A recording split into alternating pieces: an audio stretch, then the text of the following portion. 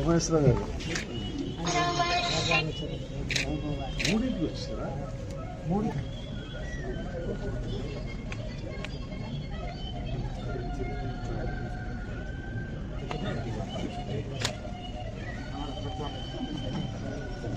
ఇంటికి కెమెరా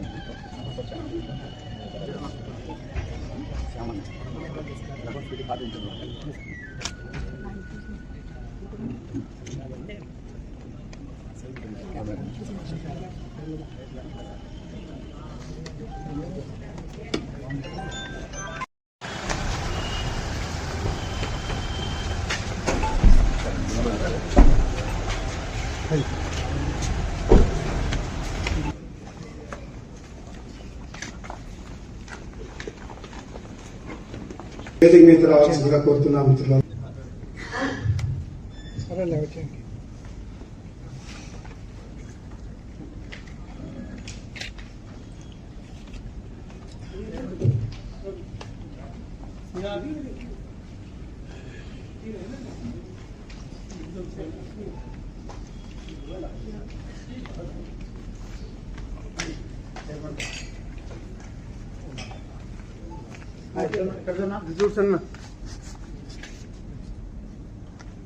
మన ముఖ్య అతిథి గారికి మైక్ ఇస్తాను. ఆయన మిమ్మల్ని అడ్రస్ చేస్తారు.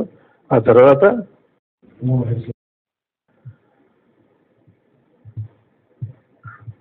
ప్రెస్ అకాడమీ లక్ష్యం ఏమిటో మీ అందరికీ తెలుసు అనుకుంటాను. ప్రధానంగా గ్రామీణ జర్నలిస్టుల వారి స్థాయిని, వారి జర్నలిజం స్థాయిని పెంచడం ప్రెస్ అకాడమీ లక్ష్యం. మీడియా అకాడమీగా పేరు ఎందుకు మార్చామంటే, ప్రెస్ అకాడమీ 1996లో దీన్ని స్థాపించినప్పుడు ఆనాడు ఉమ్మడి ఆంధ్రప్రదేశ్లో చంద్రబాబు నాయుడు గారి ప్రభుత్వం ప్రింట్ మీడియా ఉంది, ఎలక్ట్రానిక్ మీడియా ఉంది, కానీ అప్పుడు ఇంకా న్యూస్ ఛానల్స్ ఈ ప్రాచుర్యం ఇవన్నీ లేవు. ఆ తర్వాత న్యూస్ ఛానల్స్, విజువల్ మీడియా విపరీతంగా పెరిగింది.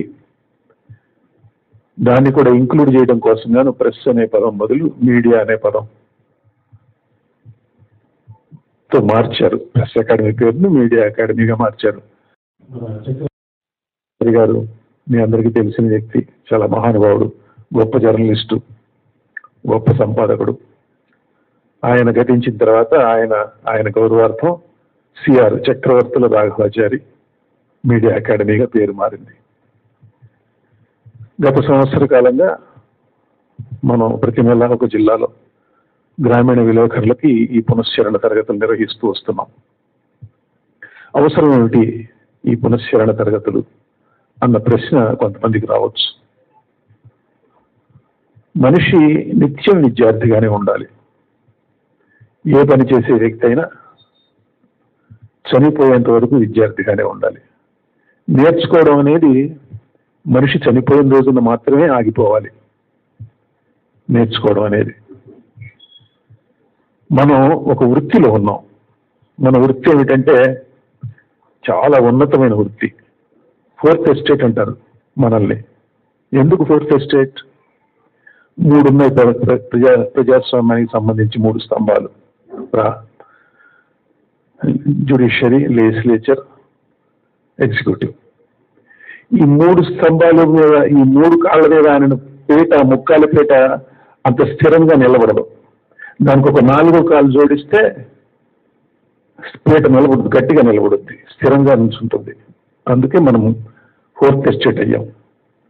మరి మనం వాచ్డాగ్ ప్రజాస్వామ్యానికి. ప్రజాస్వామ్యం పట్టాలు తప్పకుండా